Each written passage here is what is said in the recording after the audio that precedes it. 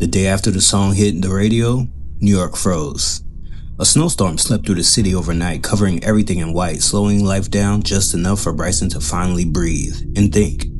The streets were quiet, the phones were quiet, but his mind wasn't. Something wasn't adding up. Bryson tore through his office, opening drawers and flipping through folders, checking places he knew he never used. For a second, he wondered if he was losing it. Misplacing things always had been his weak spot. Brian used to clown him all the time, said Bryson could lose a winning lottery ticket in his own pocket. But this didn't feel like that. This felt intentional. After an hour of searching, Bryson stepped out and casually asked around the office who had been in that week. Nothing stood out until he glanced at his assistant's desk and saw it, a scheduled cleaning while he was out of town. He picked up the phone. The call rang twice before Rebecca answered, her voice warm like always. Bryson, how are you? I'm good, Rebecca. Just had a quick question. Who cleaned my office last weekend? There was a pause. Papers shuffled. Looks like Stacy and one of the new hires were assigned to your floor. Got it, Bryson said evenly. No worries. Just make sure nobody goes into my desk drawers moving forward. Oh, of course. I'm so sorry, Mr. B. When the call ended, Bryson leaned back in his chair. He already knew enough. He spent the rest of the morning on the phone with the contracts at the radio station. Over the years, working with Joe Jackson had opened the doors. He called the producers, DJs, even someone in promotions. No one would say where the record came from, or maybe they couldn't. The storm had brought somebody time. While the city crawled, Bryson finally caught up on the world he had been avoiding. His therapist warned him about doom scrolling, but silence has a way of pulling you back in. Headlines blurred together. Politics, arrests, markets crashing. I am probably the president's #1 fan. I know you guys have heard what happened to Don Lemon. He was arrested today. Don Lemon is being arrested for doing his job. You know what's really sad about this, Don Lemon? Bitcoin's been crashing over the past few days, and every headline gave you a different reason, and they're all wrong. Here's Everything felt loud and distant at the same time. And still, none of it mattered. People kept saying, I don't know why you're so upset. But they didn't get it. This wasn't just a record. This was Bryson's name, his reputation, the career he built brick by brick at Modest Media. When he chose to stay after the meeting with Big Don, he promised himself he'd go all in. No shortcuts, no half steps. And yeah, he thought about sabotaging Richard when the emotions were high, but the song was good, too good. It had Bryson's fingerprints all over it.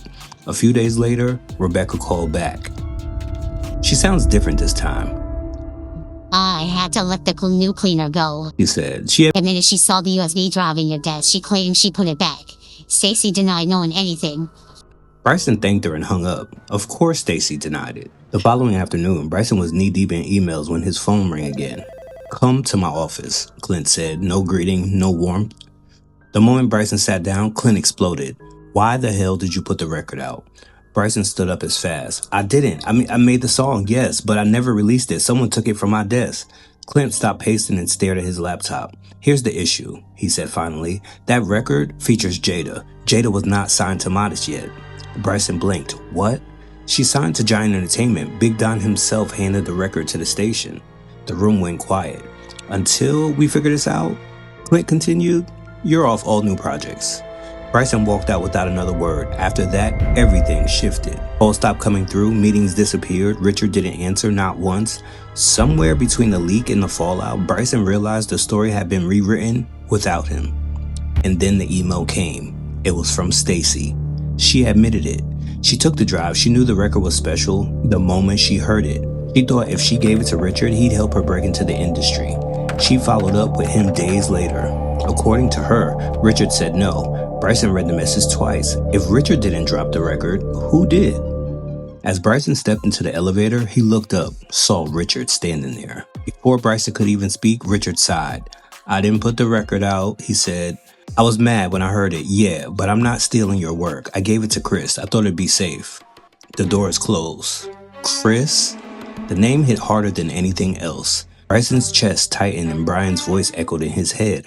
Warnings he brushed off too easily. He used to think staying quiet was a strength. Lately, it felt like being buried alive. If Chris released the song, it wasn't accidental. And now Bryson had to decide how far he was willing to go to get his life back. Because when you take the high road and someone still plays with you, that's not peace. That's war. Bryson stood still, staring at the elevator doors long after they closed. Chris? The name sat heavy in his chest. Too familiar, too close. Brian warned him about trusting people who move quiet and smile loud. And now this was the second time someone from his circle had put him in a position where his silence looked like guilt. The song wasn't just leaked, it was weaponized. If Chris released it, he didn't just betray Bryson, he set him up. Giant wins, Big Don wins, and Bryson becomes the fall guy with his name stamped on a record he never approved. But Bryson wasn't built to panic, he was built to pivot. He could go straight to Big Don and force a conversation, use the leverage he still has to pull Jada back to Modest and expose Chris in the process. Dangerous? Absolutely. Big Don never forgets and never forgives. If you want to choose that, vote red. Or vote blue if you want him to confront Chris face to face. Let him talk, let him slip. Find out if this was greed, fear, or something much bigger than the song, because if Chris thought Bryson was finished, he's about to learn a hard lesson. Bryson took out his phone and thumb hovering over the screen. One call could start a war, the other could change the rules. And this time, the decision isn't his alone. Bryson is an interactive series where the users get to vote what happens next. Follow us on Facebook, Instagram, and YouTube every Saturday where episodes drop, and make sure you catch us on Spotify and Apple Podcasts.